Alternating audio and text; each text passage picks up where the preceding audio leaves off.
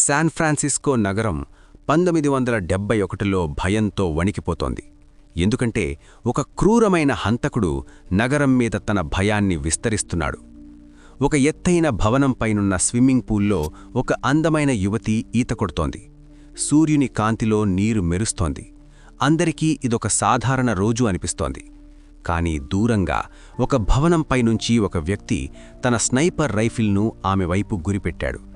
Trigger లాగాడు. ఆ యువతి నీళ్లల్లో మునిగిపోయింది. నీళ్లు ఎరుపు రంగులోకి మారిపోయాయి. డర్టీ హ్యారీ ప్రవేశం. Inspector Harry Callahan. అందరూ అతన్ని డర్టీ హ్యారీ అని పిలుస్తారు. ఎందుకంటే అతనికి ఎల్లప్పుడూ అత్యంత కష్టమైన ప్రమాదకరమైన కేసులు వస్తాయి. హ్యారీ ఒక కఠినమైన పోలీస్ అధికారి. అతడు చట్టాన్ని గౌరవిస్తాడు, కానీ కొన్నిసార్లు న్యాయం కోసం చట్ట పరిధులను దాటవలసి వస్తుంది. క్లింట్ ఈస్ట్వుడ్ పాత్రలో హ్యారీ ఒక ప్రత్యేకమైన వ్యక్తిత్వం. తన చేతిలో .44 మ్యాగ్నమ్ పిస్టల్. అది ప్రపంచంలోనే అత్యంత శక్తివంతమైన హ్యాండ్ గన్లలో ఒకటి. హ్యారీ మాట్లాడేది చాలా తక్కువ, కానీ అతని ప్రతి మాట బరువైనది, ప్రతి చూపు భయం కలిగించేది. హత్యచోటుకు చేరుకున్న పోలీసులు అక్కడ ఒక షెల్ కేసింగ్ మరియు ఒక చిట్టీని కనుగొన్నారు. చిట్టీలో రాసి ఉంది స్కార్పియో అనే పేరు. అతడు ఒక సీరియల్ కిల్లర్.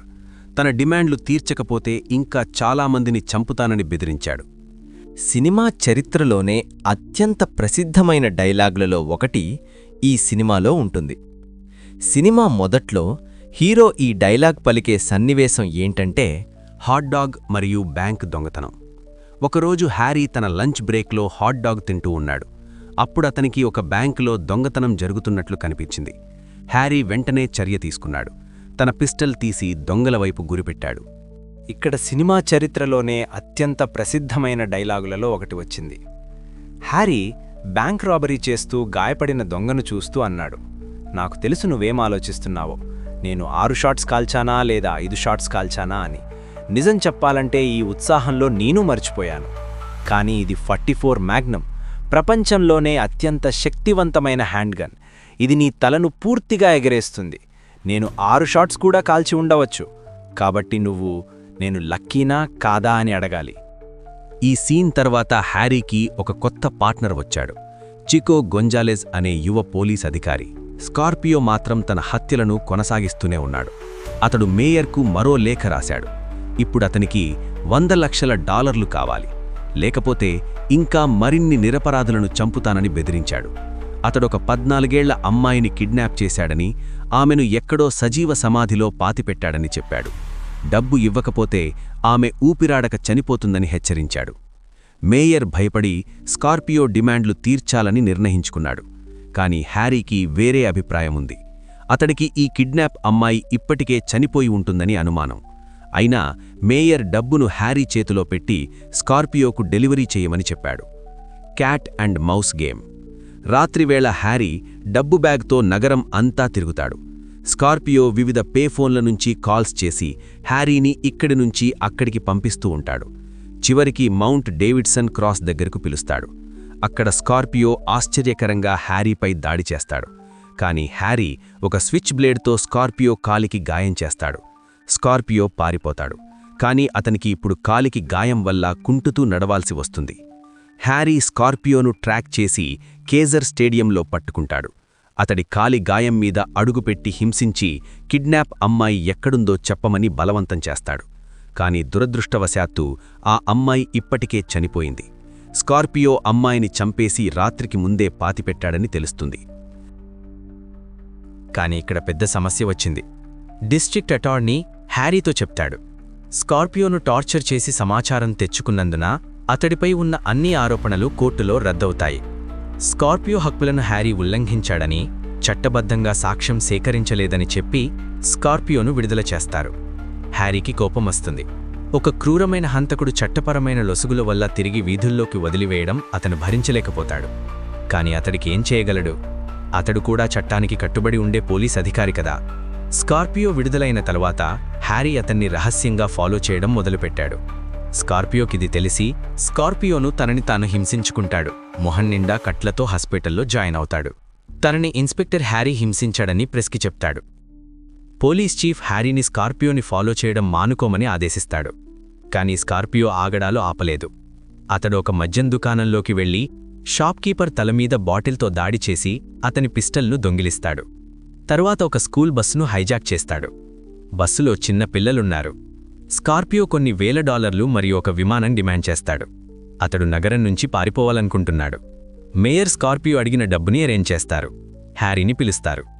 మీరెందుకతని చెప్పినట్టు చేస్తున్నారు అని ప్రశ్నిస్తాడు హ్యారీ. అవతల చిన్న పిల్లల ప్రాణాలు ముఖ్యం, నువ్వు మేం చెప్పింది చెయ్యి అని కోపంగా చెప్తాడు మేయర్. నేను డెలివరీ బాయ్ని కాదు, మీరు వేరే డెలివరీ బాయ్ని చూసుకోండి అని అక్కడి నుండి వెళ్ళిపోతాడు హ్యారీ. హ్యారీ స్కూల్ బస్సును ట్రాక్ చేసి కనుగొన్నాడు. ఆ బస్సు ఒక కొండ రోడ్డు మీద వెళ్తోంది. హ్యారీ ఒక బ్రిడ్జ్ నుంచి ఆ బస్సుపైకి దూకాడు. ఈ స్టంట్ క్లింట్ ఈస్ట్వుడ్ స్వయంగా చేశాడు.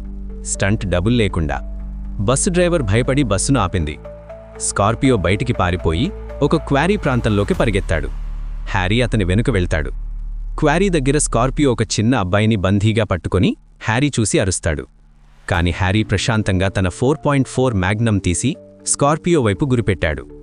మళ్ళీ ఆ ప్రసిద్ధ డైలాగ్, నాకు తెలిసి నువ్వు ఏం ఆలోచిస్తున్నావో, నేను 6 షాట్స్ కాల్చానా లేదా 5 షాట్స్ కాల్చానా అని. నిజం చెప్పాలంటే ఈ ఉత్సాహంలో నేనే మర్చిపోయాను.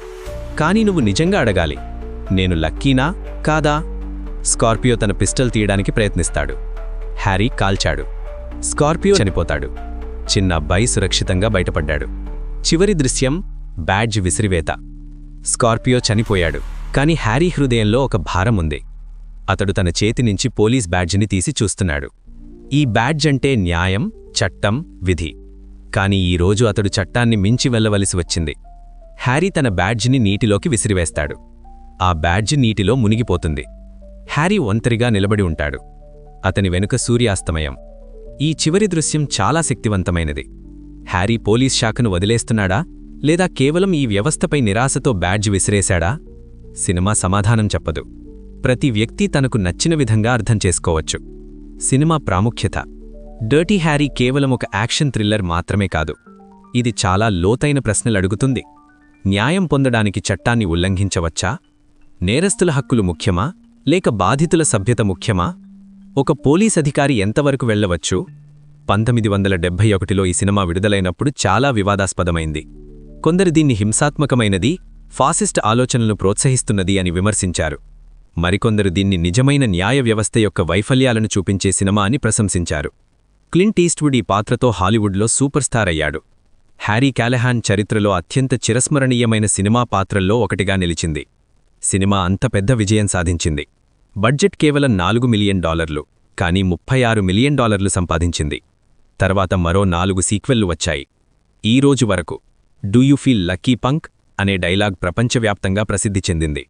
డర్టీ హ్యారీ అంటే కేవలం ఒక సినిమా పాత్ర మాత్రమే కాదు, అది ఒక సాంస్కృతిక చిహ్నంగా మారింది.